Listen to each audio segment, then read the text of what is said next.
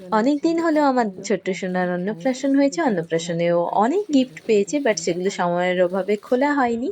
আর সেগুলো খুলবো আর দেখবো আমার বাবা কি রিঅ্যাকশন দিচ্ছে সেগুলো দেখে। আর সেগুলো আমি অবশ্যই তোমাদের সঙ্গেও শেয়ার করছি আমার ছোট্ট সোনার সাথে।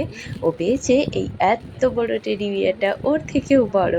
এটা দেখে তো খুবই খুশি। আর যে দিয়েছে তাকে অনেক থ্যাঙ্কস আমাদের তরফ থেকে। এরপর ব্যাগ থেকে বেরোলো একটা কুকুর সফট টয়। তো এটা দেখে আমার পাপা কিন্তু খুব খুশি। আমার পাপা তো কুকুরটাকে পেয়ে জেঁকে টিপে শেষ করে দিয়েছে অবস্থা, আর ও এটাকে ছাড়তেই চাইছিল না। তারপরে আমরা বের করলাম আরো একটা গিফট। এর মধ্যেও ছিল একটা টেডি বিয়ার, মানে টেডি বিয়ারের পাহাড়। এটা দেখে আমার বাবার আর কোনো ইন্টারেস্ট নেই, কারণ পরকে পর শুধু টেডি বিয়ারই আসছে, তাই মুখটা বাঁকিয়ে দিল। তারপরে এবার একটা প্যাক করা গিফট, জানি না এর মধ্যে কি আছে, চলো খুলে দেখা যাক। তো এর মধ্যে দেখতে পেলাম এই ডান্সিং ক্যাকটাসটা। এটা আমি আগে মেলায় দেখেছি আর ফোনে লোককে দেখেছি উপহার দিতে, বাট আমরা এটা পেয়ে গেছি।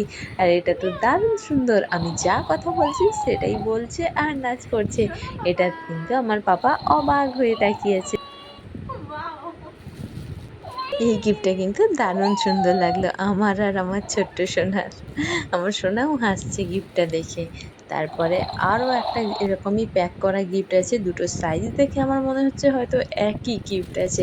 যাই হোক, খুলে দেখা যাক।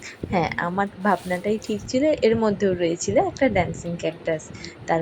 তারপর আমরা বের করলাম আরো একটা গিফট।